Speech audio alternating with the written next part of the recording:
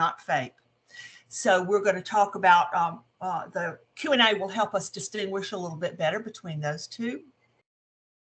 I think it's also important for everyone who doesn't do allocations or not familiar with how IDEA flows to the districts to understand that our allocations include private school data. Our enrollment piece includes not only the average daily membership of children in public school, and I'm not talking about children with disabilities, all children in public schools, plus all the children that we can find or that we know about in private schools. That becomes our enrollment data that factors into our allocation. So an argument for why are we providing services to private school children is, well, we are already counting some of those in your allocation. That does go in with our enrollment. Child Find, I think everyone's familiar with the fact that Child Find is one of the primary regulations in IDEA. It starts the regulations off with LEAs have a responsibility to locate, identify, and evaluate children with disabilities, not just in public schools, but in our community, those children between birth and 21. For us in Part B, we're talking 3 to 21, but also in private schools. In South Carolina, children who are homeschooled are considered as private school children. So anytime in the regulations where you read private school, assume that that also includes homeschooled for us. And then the time frame for determining proportionate share. We will very soon be getting our allocation for next fiscal year, 22-23. And on that, in that allocation, districts are going to need to calculate how much money they must spend on those parentally placed private school children. So it makes logical sense that this time of the year, they need to be having those consultation meetings to decide how to expend that money. Rather than waiting till into the fall, next September, to do that, because they're already behind at that point in expending funds on these children. Okay, next slide, Talani. That is just a snapshot from the table of contents on this very lengthy Q&A. And there are a couple of sections there that I'm not going to address at all today. I don't think that we will, but just for your information, those would be sections H through M. We're probably not going to touch on those today, except to remind you of what you might find in those sections. Okay, next slide. The first thing with parentally placed private school children, and the thing we have the most questions about, I believe, is defining who these children are.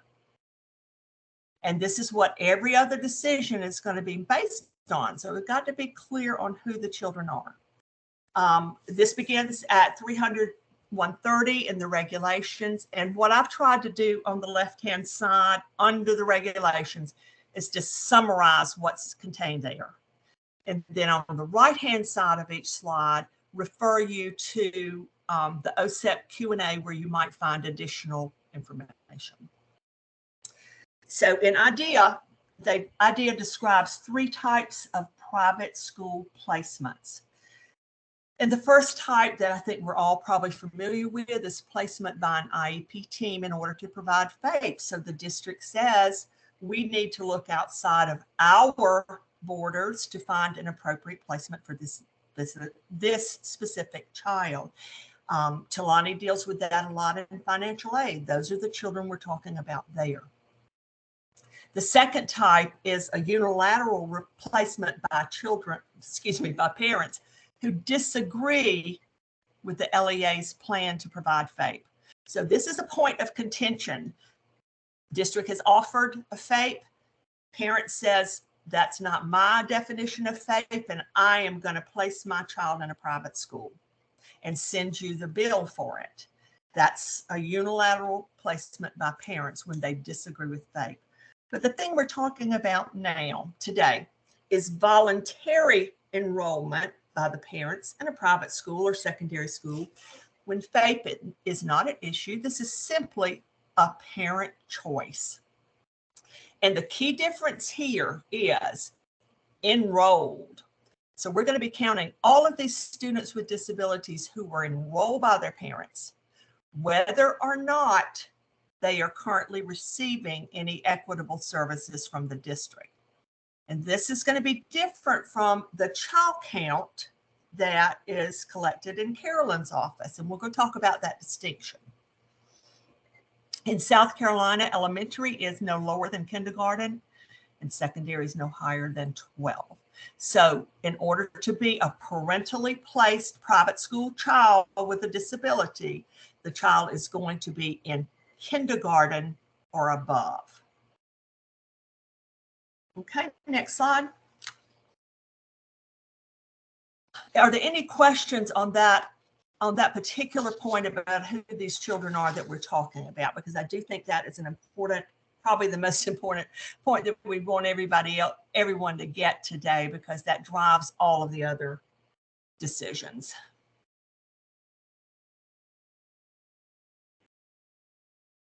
Okay. So the next thing we're going to talk about is our child find responsibility.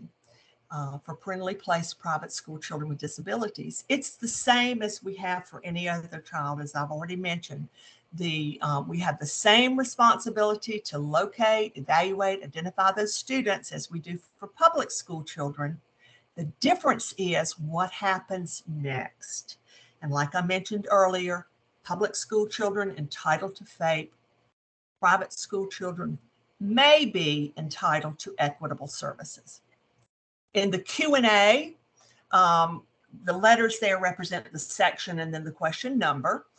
It talks about the responsibilities of the LEA. And when we're talking about our private schools, is where those private schools are located, regardless of where those children reside.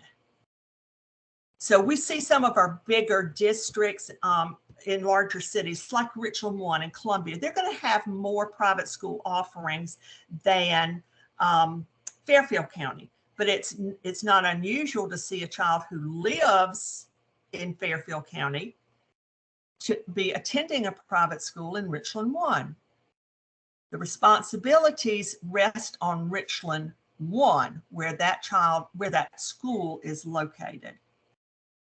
Now, obviously, that's going to be different for homeschool children. Homeschool children, their residence is their school, so that's located in their resident district. Another question that folks have asked before about whether or not the LEA may require a response to intervention process of private schools, similar to what you might require in a public school. And for some of the program folks, you guys will that will be more meaningful to you than maybe the FGM folks.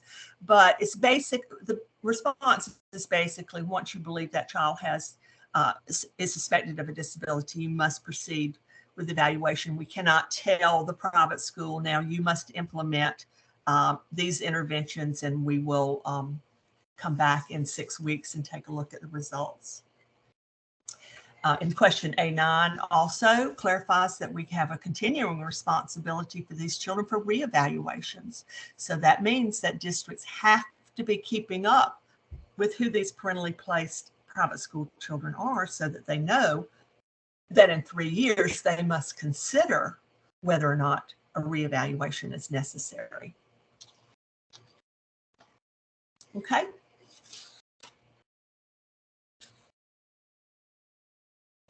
Then they begin to talk about the provision of services, what services must be provided for parentally placed private school children. This is important to remember, and it's something that parents often have a difficult time understanding as they make a choice to move their child who already has an IEP into a private school. And they also know that private schools are entitled, children in private schools are entitled to some services, but they're not entitled to the same services they had in their IEP. The students who enroll by their parents in private schools may be eligible for equitable services, not FAPE. And no individual child has a right to services. Those decisions on how to provide those services are made following what's called in the regulations, are referred to constantly as meaningful consultation, meaning that we have given people a genuine opportunity to weigh in on, here's how much money you have, here's how you calculated this, what's the best way for us to spend these funds on students with disabilities in private schools. So equitable services are special ed and related services, just like we see in public schools. That can include direct services. It may include consultation and some other things that'll come up under another question. Decisions cannot be made in advance of consultation. And if you think about this, this is very similar to our IEP process, except that we're making decisions about a group of children, not an individual child. You cannot go into an IEP having already made a decision about what that child's services and placement will look like. You don't go into a consultation already saying, this is what our district is going to provide for private school children. You've got to make that consultation meaningful. And the kinds of services and amounts of services are determined through consultation, and they're not individual to the child. Are there any questions about this section so far, or is there anything? I don't see anything in the chat, but I don't want to keep talking and leaving questions unanswered. So if anybody wants to comment or question, I'll be glad to take that. Hi, this is Cheryl. Hey, Cheryl.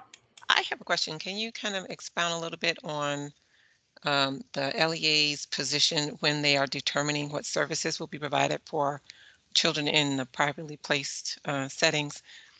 Do they talk with every private school, every homeschool association, and then determine what services they'll offer?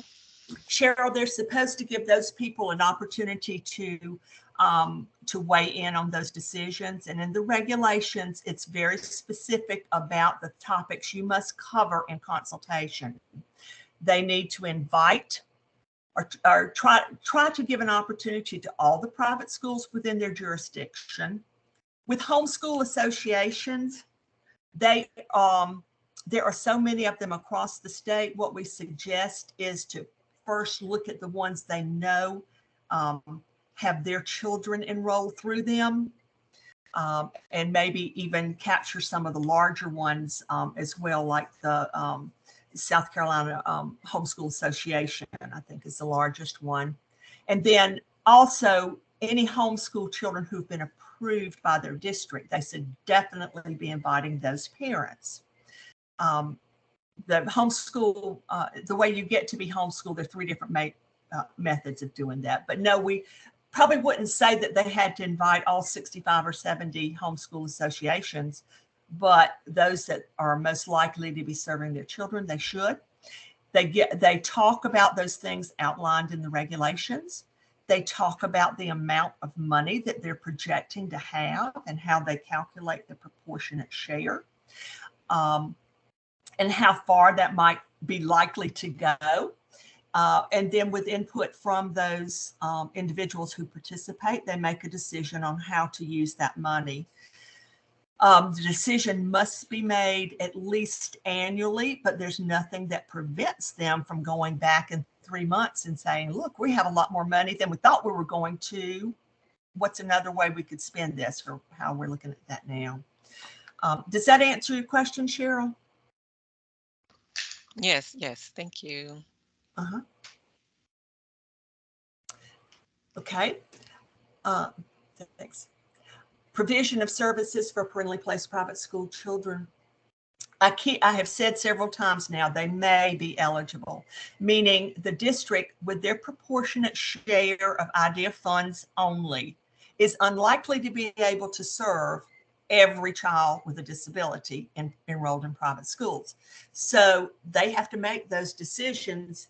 For example, what you'll hear a lot from school districts is the provision of speech and language services, and possibly some other related services, or maybe consultation for children with reading issues. When you know that you do not have enough money to provide services to all of the identified children, then you have to hone in on how you're going to expend that money. And one of the things I think our districts some of them are not understanding, is that the goal is to spend all that money. You can't just develop a plan that says we're going to provide speech and language services,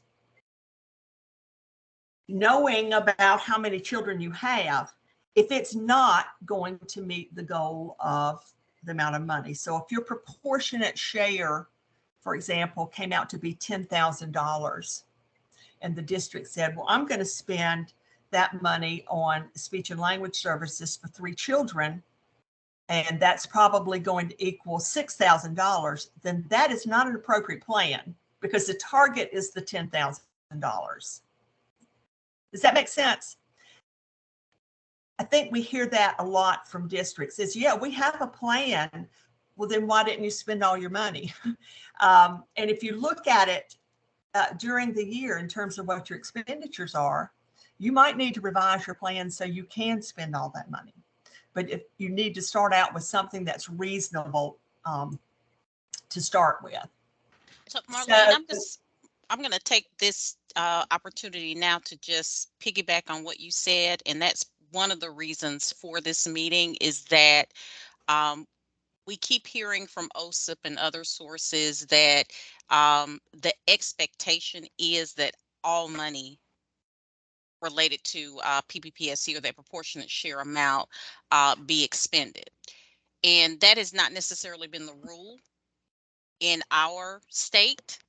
If districts want to reallocate those funds, they've been allowed to reallocate those funds. And I think, Marlene, we do it at what, 23, 24 months, but we are flipping the script now, which is important for you to know, because there are probably going to be some complaints, about that. Now from OSIP, the expectation, this should be the rule, that they expend all funds versus the exception moving forward now. So we will be leaning on some of the program staff when we get to that 23, 24 month mark, and districts have not expended those funds. If they haven't, they need to prove to you guys that they have, I guess, that they have exhausted all options for spending those funds. So now the expectation is that they are expended. And again, that's just a change in the way we're doing it, and more of the program staff will be involved with that. And Marlene, I believe Sarah McKay has a question. yeah, Sarah? Hey, thank you. So did you say, though, that, yes, they have to spend it all, but did you also say a few minutes ago that they can also put that money somewhere else? Would that encourage them to do that? Or they still have to have that certain percent must be for parentally the PPS, these children? Yes, once we do the calculation on the new award, that's the amount that they must spend on parentally placed private school children. Now, there's some good reasons why districts have difficulty doing that, but if they get toward the end of the performance period of that grant and they have not spent all of it, then what we do is go in and say, here's your balance here. Are you going to be spending this money? If not, then we have to put in a process to make sure that they did have their meaningful consultations, that they've made child find, they've implemented child find in private schools and homeschools, and attempted to locate these children and provide equitable services. So if they did not spend all the money and they can document having met the regulations, then they could move that money into another pot to spend. Okay. Yes, thank you. Uh-huh. Okay. Talani, see if I can see my PowerPoint. Okay. We were talking about expenditures. There are several regs that deal with expenditures, and I may not have gotten the Q&A matched up precisely with what's in there. The Q&A, just when you start to read it yourself, as soon as you get off this call, as I'm sure you're all going to do, what you'll find is it does not track the regulations. That would be just too darn easy, wouldn't it?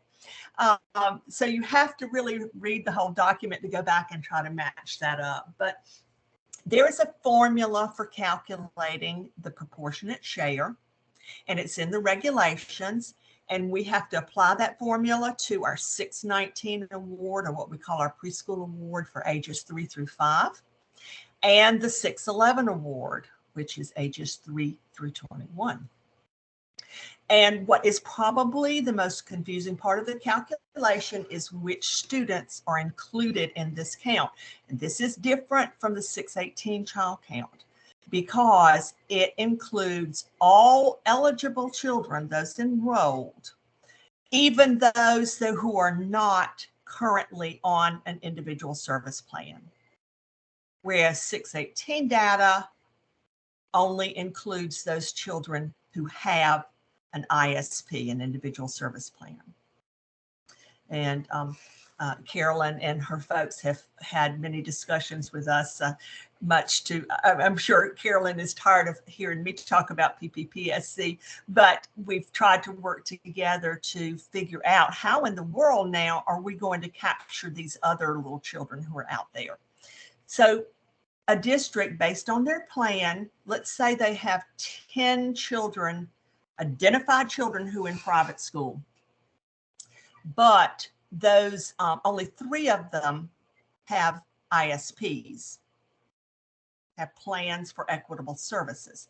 So those 3 are captured in the 618 child count, but those 7 are still out there, and we have to trust the district right now to be keeping up with the additional, because once we calculate the proportionate share, it's based on 10 children, not the 3 who are currently receiving services. So that is a very complicated and difficult to follow process, and it's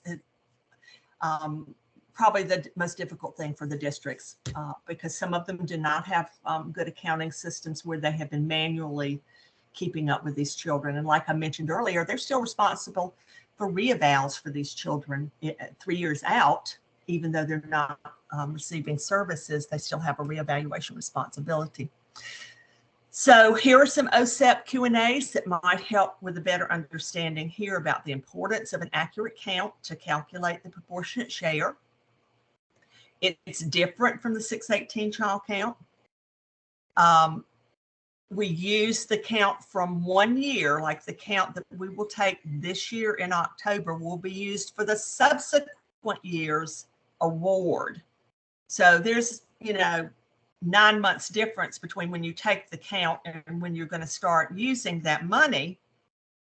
So obviously this is not about individual children. You're not likely to have the same set, exact same set of children next July as you have right now or in October. It's about capturing a number to calculate a figure for proportionate share. That's it. It does not track those children or follow those children. The total number of children, it includes the total number of children, whether or not they reside in the LEA, because obviously those private school children who are in Richland 1 but live in Fairfield, we have to count them, even though they don't reside there. And it includes all children, whether or not they are receiving services. That is in section N. And as I said, this Q&A kind of goes back and forth, so you have to look in several different places to find your answers. Okay, next slide, Talani. Okay, expenditures, some more about expenditures. This one I find particularly odd myself is that we must also include those parents who have declined special ed and related services. So we can offer those children a service plan using our proportionate share, and the parents can say, no, thank you, I don't want that. But they still remain in our count of children to calculate proportionate share. Some other things that we have to know that are more fiscal in the fiscal realm is that they cannot deduct CEIS or CCEIS before calculating the proportionate share. In other words, that proportionate share is taken on the total grant award. If they do not spend it in the first year, they have to carry it over to the second year. And then, as Michelle was mentioning earlier, what happens if they don't expend it during the entire performance period? IDEA funds have a lifespan of 27 months. So about July of this year, we're going to get really strict at looking at balances in the grant that's about to expire in September, and saying, can you move this, are you going to expend this money for proportionate share, and checking that. So what happens in this, which is a little bit unique from some of our other changes, what they say in the Q&A is that Congress intended for this money to be spent on parentally placed private school children. So if the LEA does not spend it, and they have not complied with all the requirements for consultation and delivery of equitable services, then we have to send that money back. It cannot be allocated or reallocated to other districts. So this is one of those things you don't ever want to do, give money back. We don't want districts to have to do that, but it also is not, it's not complimentary to the state either when we are sending money back to the feds. And then they also address that it's the state's responsibility to monitor the LEA's expenditures in this area of PPPSC. Okay, next slide, Tawanda. All right, I've mentioned meaningful consultation a number of times, and that's what, as Cheryl was asking how that worked, where it's the district's responsibility, each LEA's responsibility to identify those private schools in their jurisdiction, to identify homeschool associations that have their children enrolled through them, to identify specific parents when that is possible. If they have gone through your district to get homeschool approved, then you know who they are. But to invite those people to participate in meaningful consultation. Personally, I tend to think of this as a group meeting because that was just simply the way I've done it. But we have so many venues, so many different ways of doing that now through our Teams or Google or whatever, to do those and invite people to share that way. It can be one-on-one consultation. It does not have to be a group. But we need to be proactive in identifying and including those folks in making these decisions. We need to realize that circumstances are going to change between years, so that the plan that the district develops for the expenditure of these funds coming up for 22-23 may be very different from what they needed or could do with their proportionate share last year. Circumstances change, so their plan should change. We should never see a district where the plan says every year we will provide 30 minutes of speech and language service to every child who qualifies for that in that category, and have that year after year without consideration of that target is the amount of money. The regulations also are very explicit in what the consultation must include, the topics you must address, and they're listed out in the regulations, and some other suggestions as well. Okay, Talani, next, we'll go to the next one.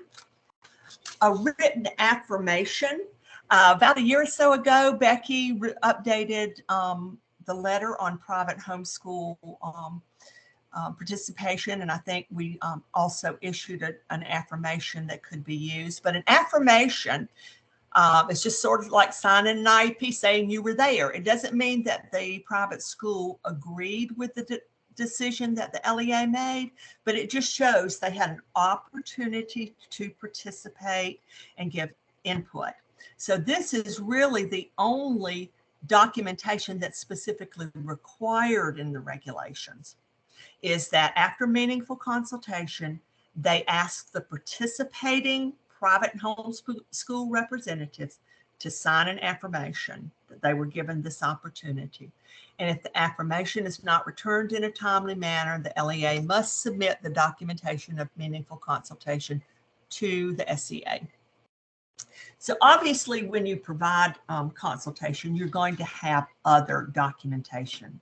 You should be able to document, the district should be able to document that they've invited these folks to participate. They probably have a listing of all their private schools and all their homeschool associations and addresses and emails and whatnot. They're probably going to have a sign-in sheet. They may have a PowerPoint that they use to go over the requirements with their participants, their Child Find flyers and brochures and a schedule for Child Find. You can see all sorts of things in the documentation, but this is the only thing specifically addressed in the regulations. Everything else is an example. Okay, next slide. Okay, who has a right to equitable services? There is, again, no individual right to special education. It's going to be those students who are described in the plan as being eligible or designated to receive the equitable services for that year based on their proportionate share of that award. It can, there's no particular kind of service that's required. Again, that's something to be discussed in consultation. The LEA ultimately decides. They may have conflicting recommendations from the private or homeschool representatives, but it's ultimately the LEA who decides how to spend that proportionate share. Okay, next.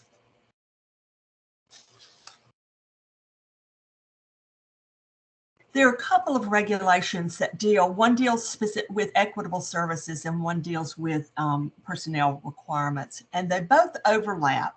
When you try to figure out what are equitable services, they refer you back to the providers. But obviously, if we are providing services by using public school employees or contracted public school providers, then the services have to be delivered to those private school children using the same criteria as we use in the public school. I think last year, I believe Michelle got a question about, can we send a paraprofessional over to the private school to do whatever, provide the proportionate share? And I think, first of all, the question is, are paraprofessionals allowed to provide that service in the public school? Probably not, because usually they're under the supervision of the teacher. But equitable in this sense means using the same personnel standards. Now, there's a caveat in here that if you contract with the private school to provide services, let's say that there's a teacher there who can do what is needed for a child, and you're doing this after her regular contract, you could do that. I don't know of any district who's doing that. I also would be concerned that I would want to make sure that before we contract with a private school employee who does not meet the same requirements as they would have to have if they were in the public school, that we probably need to check our regulations as well, because there is always that caveat in IDEA that says they must meet your state requirements. So that's one piece of the regulations I've always been a little leery about. And why would we choose to do that, to use someone who our entity has not certified And we don't supervise, I guess would be my questions for that. But it is in the regulations if people choose to look at it that way. And of course, the services are described in an individual services plan, not an IEP. Okay, Delaney? Location is something that must be discussed as part of consultation.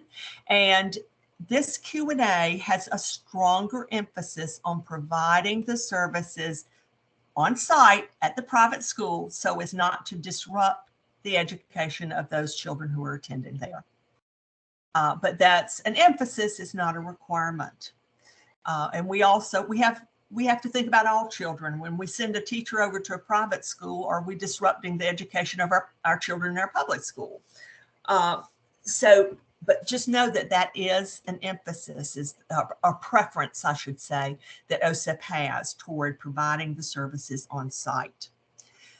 Sometimes you get questions about whether or not you can deliver services on the site of a religious school, and yes, you can. It's addressed here. The services you're providing are non-secular, but that you can go onto that site. And if transportation is necessary for that child to benefit in equitable services, then it must be provided. So if we choose to provide a service at our local elementary school instead of going on site, and that would prohibit the child from being able to benefit, then we must provide transportation. Okay, next. Okay. Requirement that funds not benefit a private school. Of course, I'm sure that makes sense to everybody. We are not using IDEA funds. First of all, we do not give the money to the schools. This money is for children, not for schools. And you may not use IDEA funds to improve the existing private school instruction. It's not to do anything to enhance the private school instruction. It is special ed and related services unique to a child there, or multiple children. Okay, next. Personnel, I mentioned a little bit earlier. Again, there's that overlap with equitable services and the use of personnel, and you may use IDEA funds for public school staff to provide the services, and you may use private school staff under certain circumstances, and that, again, to me, is a caution for districts. If I were talking with districts, please make sure you check through everything and before you decide you want to do it that way. Okay. When we place equipment or supplies at a private school, they're there for only for the IDEA purposes and must be returned to the LEA. And you don't, of course, do not make repairs or remodel any facilities. I haven't seen anybody tempted to do that. There's not usually enough in the proportionate share that would do that, but I think that's just pretty much a common sense kind of thing. But just remember that equipment placed there has got to be inventoried and tracked, just as we would do that in our public schools, and it's property of the public school district, not the private school. Okay. And one other regulation that does apply that's not within the private school regulations per se, and they didn't seem to want to put it in the Q&A, but this is another step that we can use in identifying our set of eligible private school students. We know that within the public school, once we identify children as being children with disabilities, they are children with disabilities until they graduate with a diploma, they age out, or we reevaluate them and determine they are no longer eligible. There's an additional step for private school children because we have no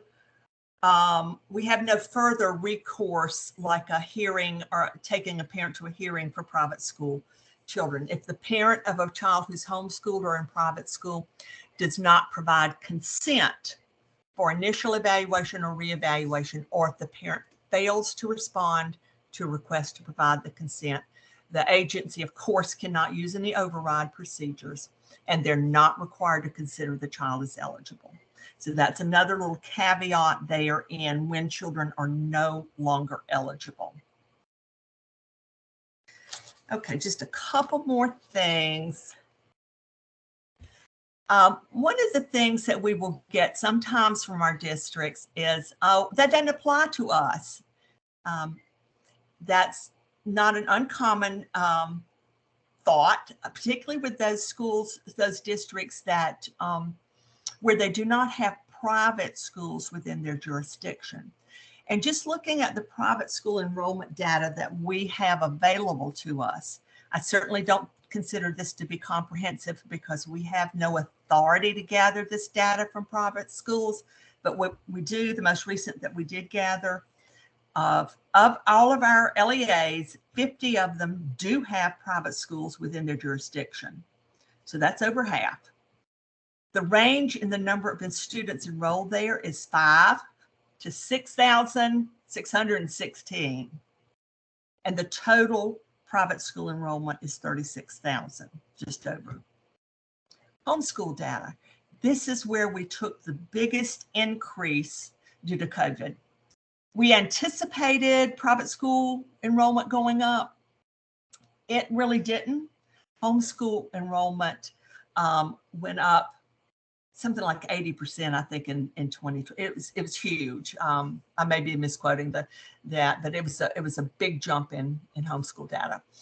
But the way that homeschool data is collected is the homeschool associations are supposed to report to the district each January, and they don't give names, they give numbers. But homeschool district reports to Richland 1.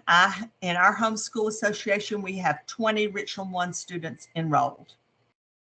And then the districts are to collect that data and return it to the State Department. So our 21-22 homeschool data is already on the website, so it's already been reported. We had 3 LEAs that did not report. That doesn't mean they didn't have children. It means they didn't report.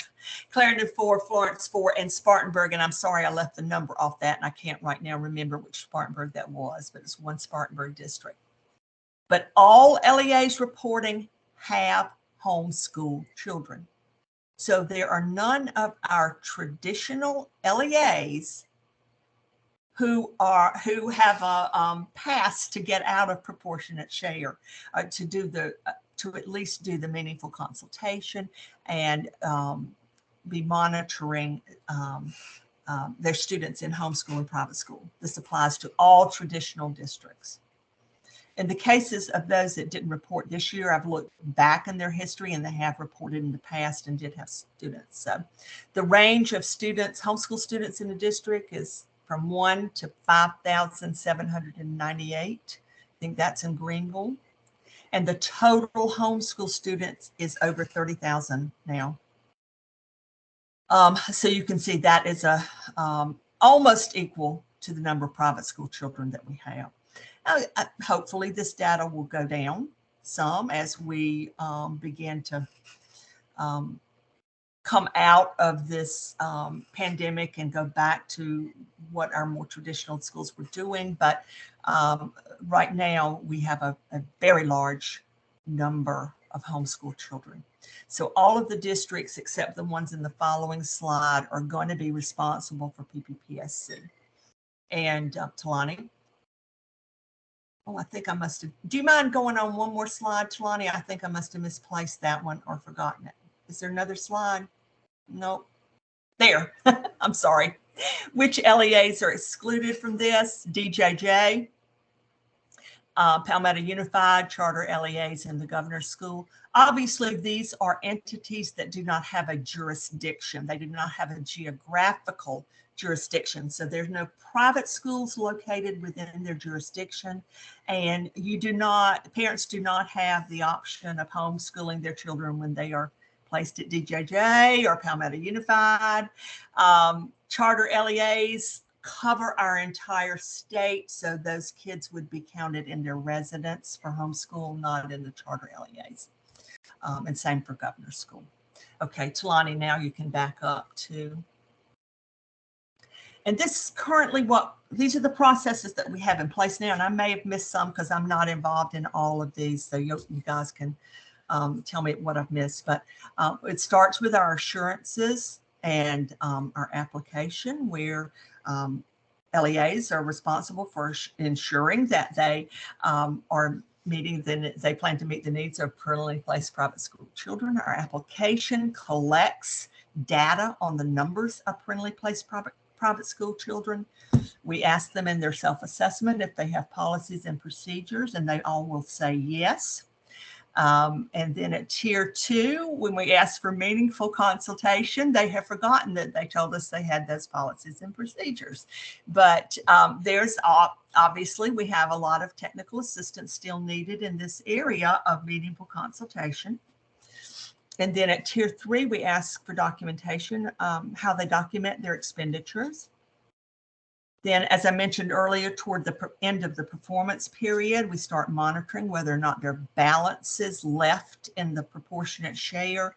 And I should have mentioned earlier that and when a district budgets, they must calculate the proportionate share, and it has its own function code so that we can track those expenditures.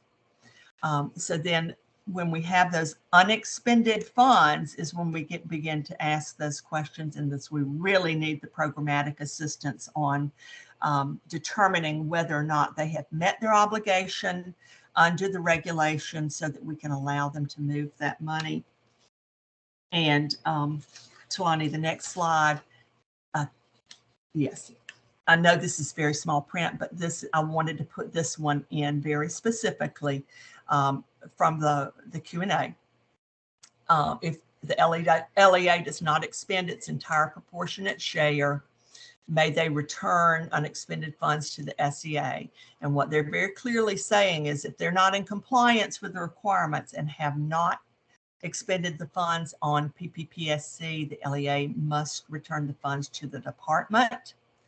And again, at this next paragraph, in any event, there's no authority that permits the LEA to return the funds to the SEA to be spent by the SEA or reallocated to another LEA. So that's a pretty major consequence when you have to return funds to U.S. Department of Ed, and we would like to avoid that. But that's where we have to engage both fiscally and programmatically to take a look at what the district has done.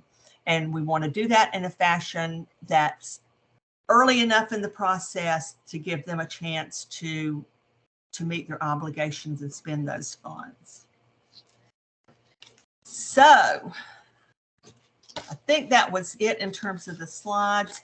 I told you that I would mention there are a couple of sections that we did not even go over today, and the ones that I showed you on the table of contents. We didn't really talk about preschoolers. We didn't talk about state vouchers. We didn't talk about out-of-state children. But do remember that when we talk about the jurisdiction of private school being in the jurisdiction of a district, that child's parents may live in North Carolina. They may live in England. You know, it does cover those children regardless of where the residence is, because it goes to where the school is located. So lots of other interesting topics in there. And I apologize for talking straight through for 55 minutes. But I hope we'll send you the PowerPoint because it does have the links to the regs. You've got the Q&A. And, you know, hopefully at least gives you some that you might want to hone in on and read first, because they are the ones that tend to pop up. Michelle? Okay, any questions? So again, you know, always when we talk on FGM, we talk about reading the road signs, and OSEP is consistently showing us that this is a topic that they are interested in. So which is what made us go and pay close attention, besides the fact that I always tease Marlene, this is her absolute most favorite topic is PPPSC. But it is not, but she just seems to know so much about it. But it is important. The districts we know are not doing it right. Some of them are providing equitable services. They just straight up tell us it's too complicated to go back and pull that money. I guess they pay out of general fund and then to reallocate it into IDA under that correct function object code. It is not. I don't. This is one of the regulations that is really not followed well within the districts for whatever reason. So we will begin to focus more on this and are going to ask your support on the program side as we do that. And especially, I guess, the cohort managers who are dealing with these districts who will have issues. But I think it's important for all of us to understand fundamentally what's going on in this area. So any questions? We may come back and do another one on this again, because I think it's important. We keep hearing it as we get ready for DMS. We're hearing that they may not just focus on those areas they're telling us they're focusing on. They can come around and hit us on some other things. And again, this and for us, allowable costs are two areas that we keep hearing over and over and over and over again. So if there are no questions, I would like to take this opportunity to thank Marlene. She always does a fantastic job. We are so thankful and blessed to have her on our team. I said we are a baby team. But most of us are babies in terms of our experience with IDA, and we are very lucky to have that expertise, knowledge, and experience, not only from being a state director, but from being in the district as a special education director. So thank you so much, Marlene. And thank you to everyone who attended. I hope you got something out of this. I know we always do. On FGM, always pick up some little nuance, some little new bit of information. But we look forward to working with program. We've already been working closely with data to try to get that. So it kind of goes back to showing how interconnected we all are, even though it doesn't seem like it sometimes, but we are all interconnected. Okay. Well, thank you all. Enjoy the rest of your Tuesday. And of course, if you have any questions, you all have Marlene's email address. Thanks a lot. Have a good day. Bye-bye. Thanks. Thank you, Thank Marlene. you. Good job. Bye-bye.